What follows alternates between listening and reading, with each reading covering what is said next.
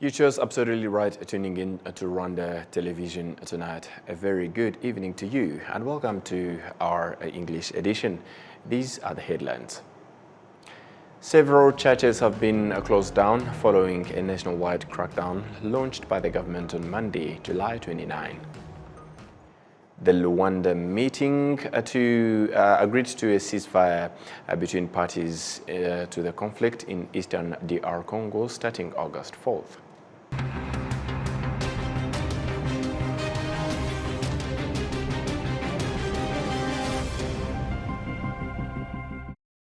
Good evening to you once again and thank you for your company on Rwanda Television News. Several churches have been closed down following a nationwide crackdown launched by the government on Monday, July 29. The move seeks to, among other things, get rid of faith-based organizations that remain non-compliant with the 2018 law determining the organization and functioning of churches. The inspection seeks to evaluate if places of worship have required infrastructure, proper hygiene and safety standards, soundproofing, and have issues related to their legal status, among others. Churches that were found non-compliant were closed. Their members asked the government for a grace period in order to fulfill the requirements.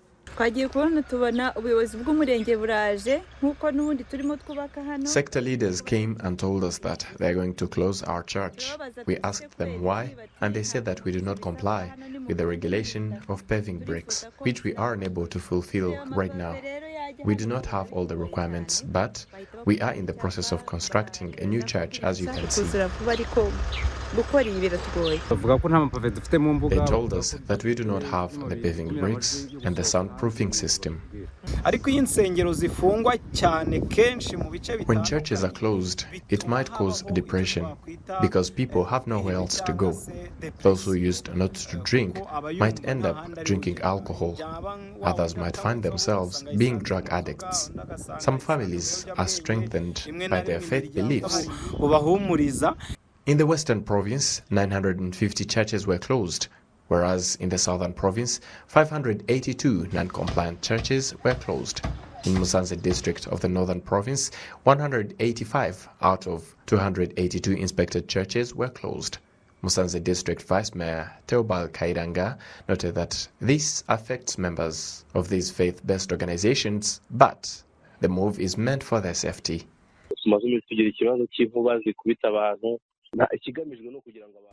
We have been witnessing issues related to lightning that killed many people.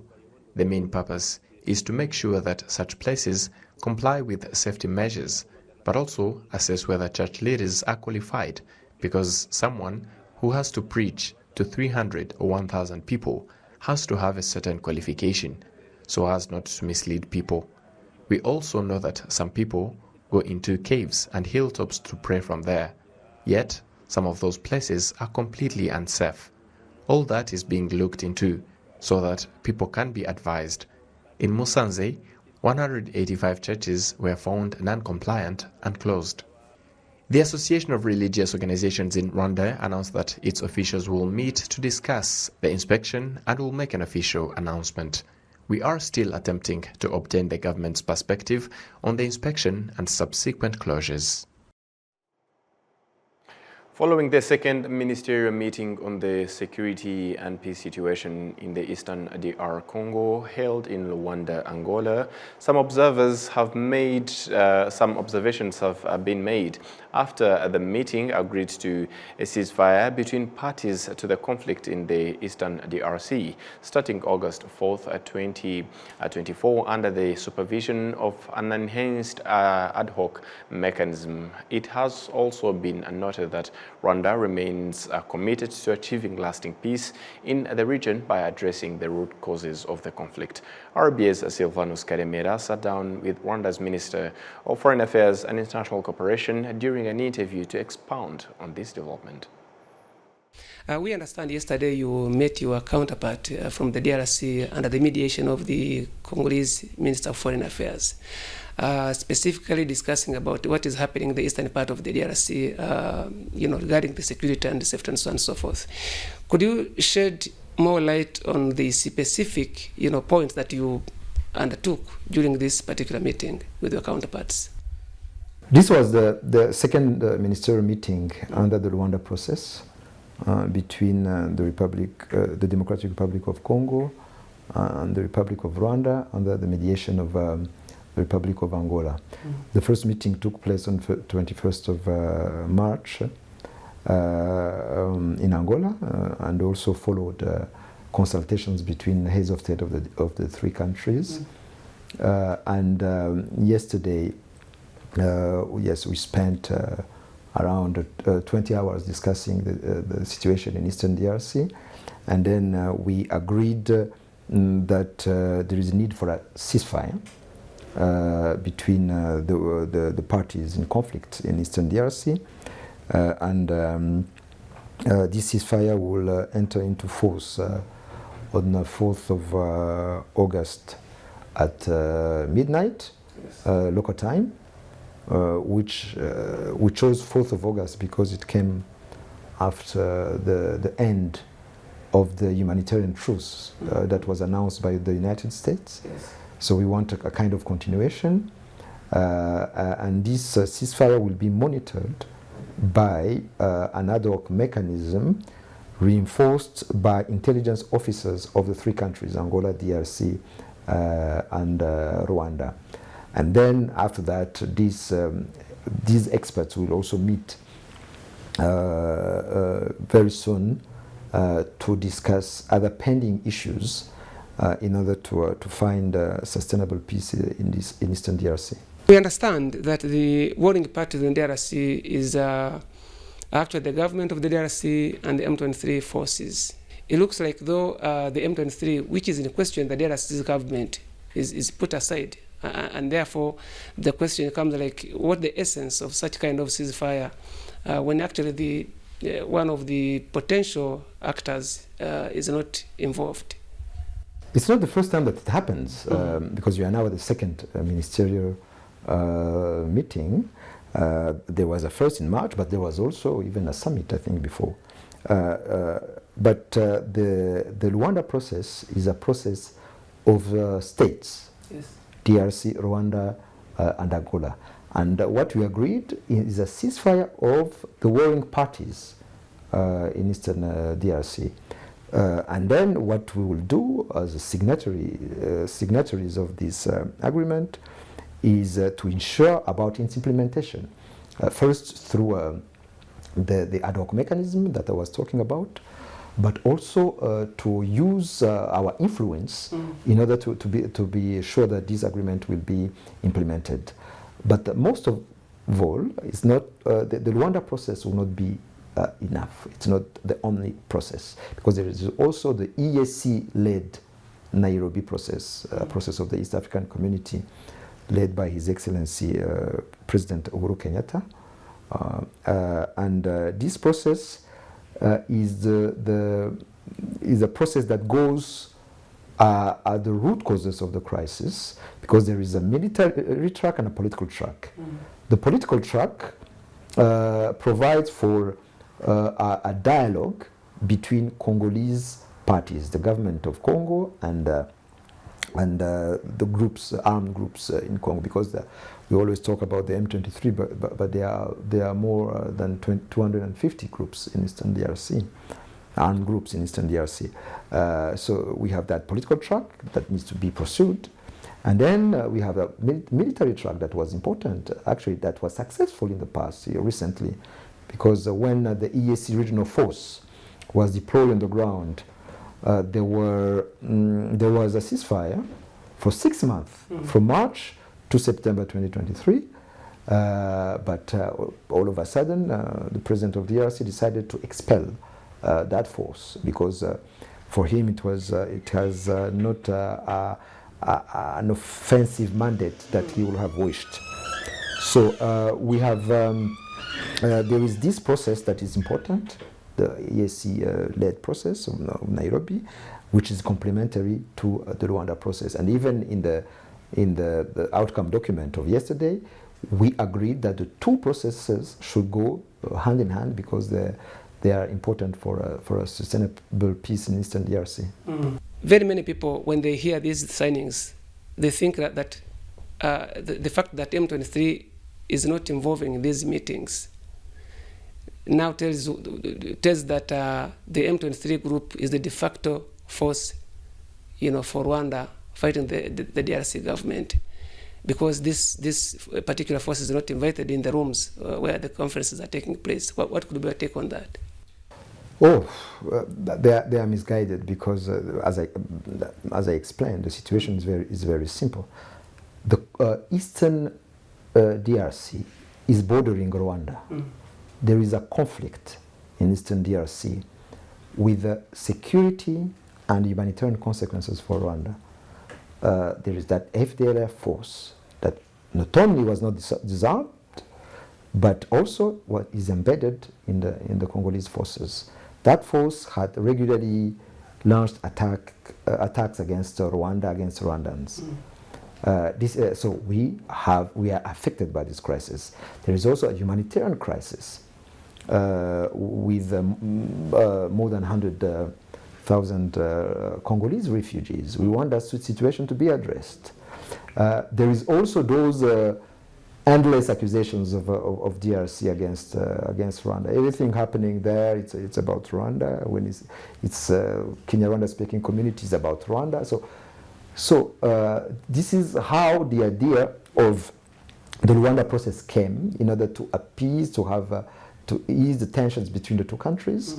And then we had agreed as countries of the region with the mediator to have a ceasefire, and then to have a mechanism to ensure its implementation.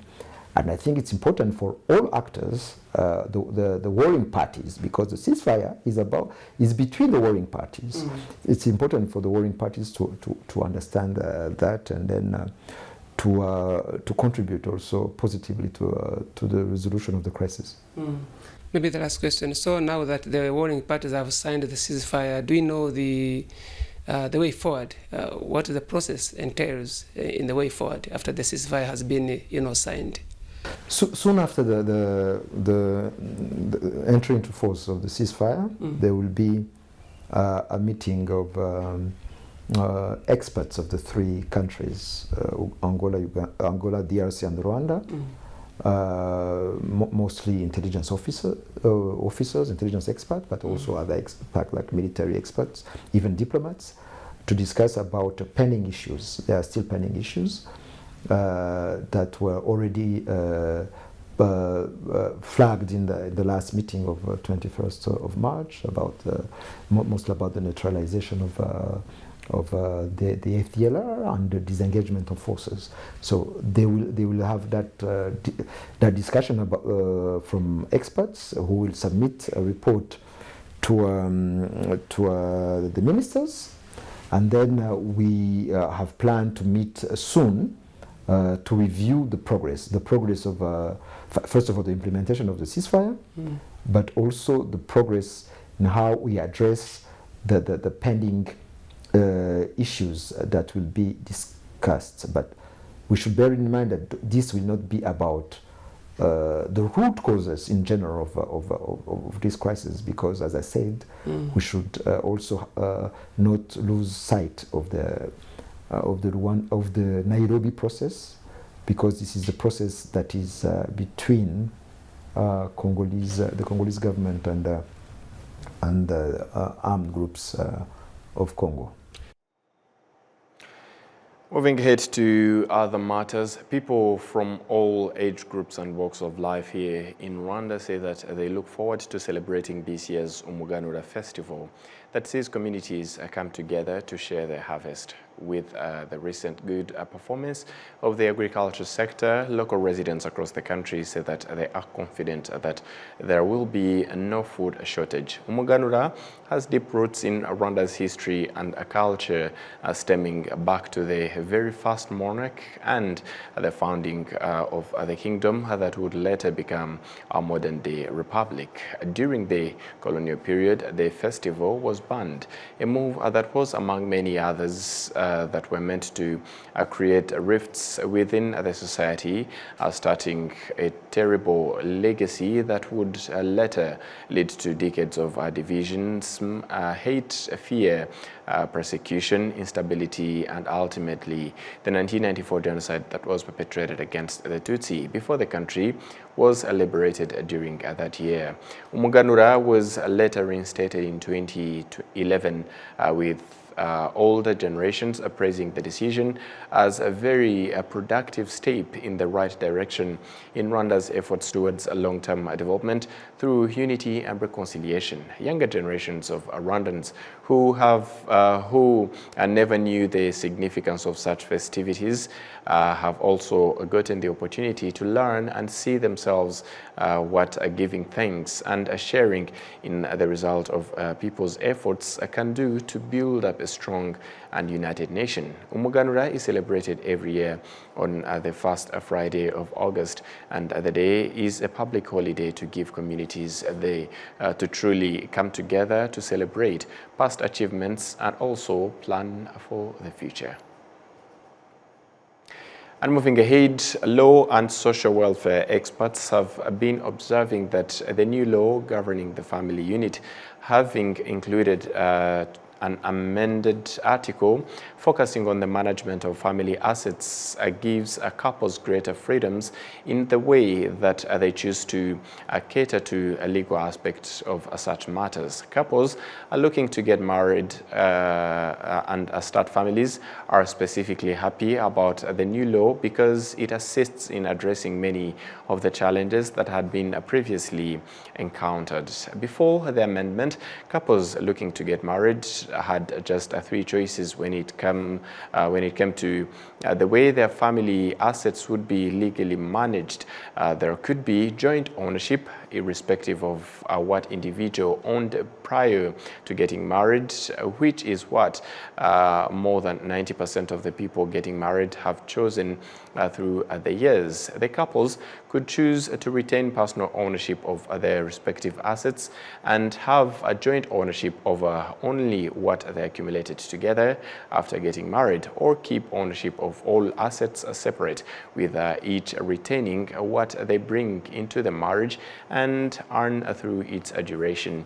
Now, however, there is a fourth choice, which is that couples can choose to manage their assets according to a prenuptial agreement, and other challenges to the law include couples will no longer use the country's flag when taking their vows before local authorities, and the choice they make in the management of their family assets will not be publicly announced as it used to be in this particular case. The new law replaces the one that was introduced back in 2016.